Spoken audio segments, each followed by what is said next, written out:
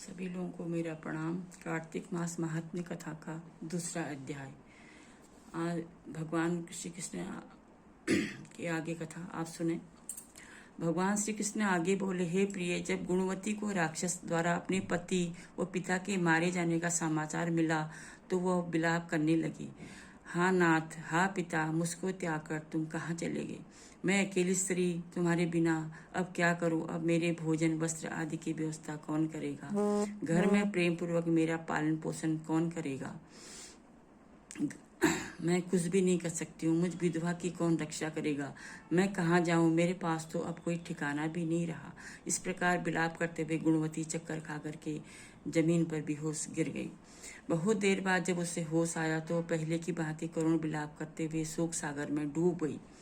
कुछ समय के पश्चात जब वह संभली तो उसे ध्यान आया कि पिता और पति के मृत्यु के बाद मुझे उनकी क्रिया करनी चाहिए जिससे उनकी गति हो सके। इसलिए उसने अपने घर का सारा सामान बेच दिया और उससे जो धन प्राप्त हुआ अपने पिता और पति का श्राद्ध आदि कर्म किया।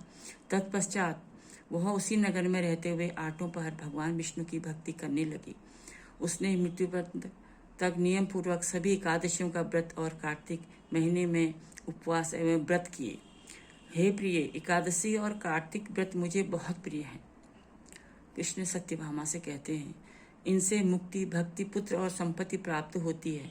कार्तिक मास में जब तुला राशि पर सूर्य आता है तब ब्रह्म मुहूर्त में उठकर स्नान करने व व्रत व उपवास करने वाले मनुष्य मुझे बहुत प्रिय है, क्योंकि यदि उन्होंने पाप भी किए हों तो वह स्नान व्रत के प्रभाव से उन्हें मोक्ष प्राप्त हो जाता है। कार्तिक में स्नान, जागरण, दीपदान तथा तुलसी के पौधे की रक्षा करने वाले मनुष्य साक्षात विष्णु के समान है। कार्तिक मास में मंदिर झाड़ू लगाने वाला, स्वस्तिक बनाने वाले तथा भगवान विष्णु की पूजा करने वाले मनुष्य जन्म मरण के चक्कर से छुटकारा पा सकते हैं। यह सुनकर गुणवती भी प्रतिवर्ष श्रद्धापूर्वक कार्तिक का व्रत और भगवान विष्णु की पूजा करने लगी। हे प्रिय, एक बार उसे ज्वर हो गया और बहुत कमजोर हो गई। फिर भी वह किसी प्रकार गंगा स्नान के लिए चली गई। गंगा तक तो वह पहुंच गई, परंतु शीत के कारण वह बुरी तरह से कांप रही थी। इस प्रकार वह स्थिर हो गई। तब मेरे दूध उसे मेरे धाम में ले आई। तत्पश्चात ब्रह्मा आदि देवताओं की प्रार्थना पर जब मैंने कृष्ण अवतार लिया तो मेरे गण भी मेरे साथ इस पृथ्वी पर आए, जो इस समय यादव हैं। तुम्हारे पिता पूर्व जन्म में देव शर्मा थे तो इस समय सत्राजित हैं। पूर्व जन्म में चंद्र शर्मा को जो तुम्हारा पति था वो एक डाकू था। और हे देवी, तू ही वो गुणवती है। कार्तिक व्रत के प्रभाव के कारण तू मेरी अर्धांगिनी हुई है। सत्यभामा को कृष्ण कहते हैं, पूर्व जन्म में तुमने मेरे मंदिर के द्वारा यह तुलसी का पौधा लगाया था। इस समय वह तेरे महलों के आंगन में कल्पवृक्ष के रूप में विद्यमान है। उस जन्म में जो तुमने दीपदान किया था उसी कारण तुम्हारी देह इतनी सुंदर है।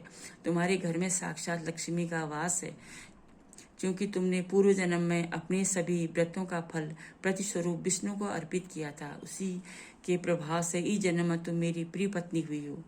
पूर्व जन्म में तुमने नियम पूर्वक जो कार्तिक मास का व्रत किया था उसी के कारण मेरा और तुम्हारा भी कभी वियोग नहीं होगा। इस प्रकार कार्तिक मास में व्रत आदि करने वाले मनुष्य मुझे तुम्हारे समान प्रिय हैं।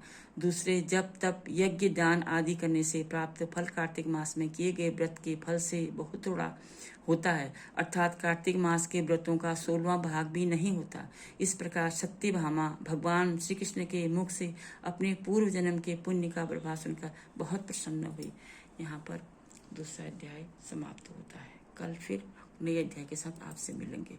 ओम नमो भगवते वासुदेवाय नमः।